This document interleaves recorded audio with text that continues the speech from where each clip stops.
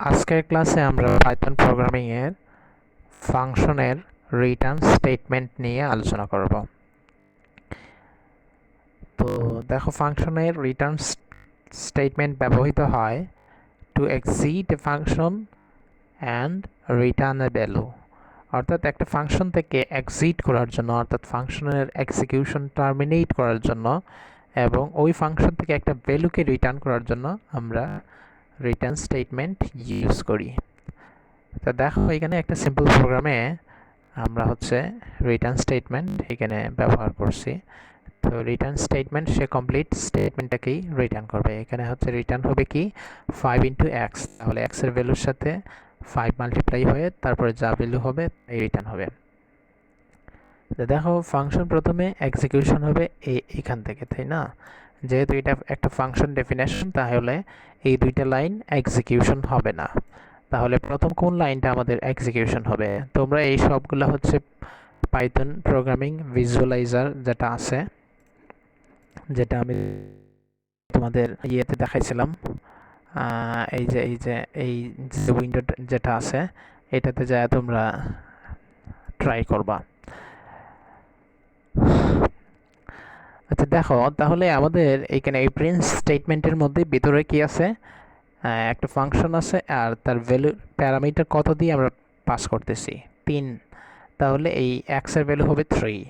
তাহলে return statement এসে 5 into 3, তাহলে কত হইল? 3 5 15, তাহলে রিটার্ন হবে 15। তাহলে প্রিন্ট স্টেটমেন্টের মধ্যে প্রথম স্টেটমেন্ট যখন এক্সিকিউট হবে তখন আমাদের প্রিন্ট মেথড থেকে 15 প্রিন্ট হবে।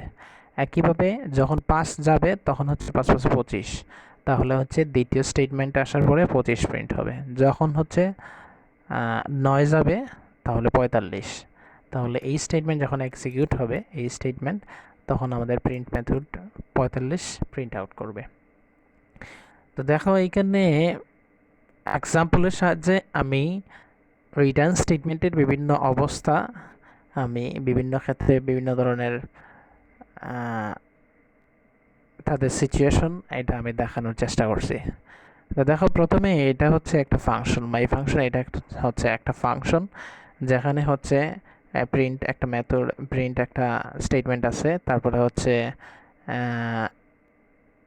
একটা এক্সপ্রেশন যেটা a is equal to 2 plus 3 এবং প্রিন্ট। এই ফাংশনটার মধ্যে কোনো রিটার্ন স্টেটমেন্ট নাই। সুতরাং যখন এটা দেখো, এটা একটা ভেরিয়েবল, এই যে fn রিটার্ন, এটা একটা ভেরিয়েবল, এটা একটা ফাংশন কল। তাহলে এই স্টেটমেন্ট যখন এক্সিকিউট হবে তখন ফাংশনটা প্রথমে কল হবে। কল হওয়ার পরে এই মেসেজটা প্রিন্ট করবে এবং প্রিন্টে 2 plus 3 5, তাহলে প্রিন্টের মধ্যে 5 প্রিন্ট করবে এবং করার পরে সে এখানে চলে আসবে। ফাংশনের কন্ট্রোল ফ্লোটা এইখানে চলে আসবে। এখানে আসার পরে সে যেহেতু কোনো রিটার্ন স্টেটমেন্ট এখানে ইউজ করা হয় নাই, তাহলে এখানে নান ভ্যালু নিয়ে আসবে, কোনো ভ্যালু নিয়ে আসবে না সে। তাহলে fn রিটার্নের মধ্যে আমরা কি কোনো ভ্যালু আসবে না, এই জন্য এখানে নান প্রিন্ট হয়েছে।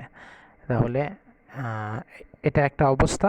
আবার আরেকটা অবস্থা আছে যখন প্রোগ্রামে এক্সিকিউশন হয়েছে এবং রিটার্ন স্টেটমেন্ট অ্যাজ ইউজুয়ালি আছে, তাহলে আমাদের এই ভ্যালুটা রিটার্ন হবে, অর্থাৎ এখানে 5 ভ্যালুটা রিটার্ন হবে। তাহলে fn রিটার্নের মধ্যে আমরা কি পাবো? তখন 5 পাবো। ঠিক আছে।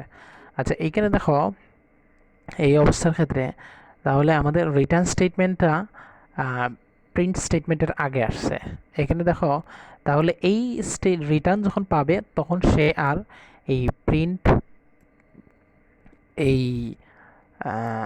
স্টেটমেন্টটা আর এক্সিকিউশন কখনো হবে না, কারণ তার আগেই প্রোগ্রামটা এক্সিট হয়ে যাবে এবং রিটার্ন হয়ে যাবে। ঠিক আছে। তো এই তিনটা অবস্থা রিটার্ন স্টেটমেন্টের ক্ষেত্রে, এইগুলো লক্ষ্য রাখবা। ঠিক আছে। আর পরবর্তী ক্লাসে আমরা খুবই গুরুত্বপূর্ণ একটা টপিকস, যেটা রিকারশন, এটা দেখব। তো এটা আমরা আগামী ক্লাসে ইনশাল্লাহ দেখব। ওকে, ঠিক আছে, থ্যাংক ইউ।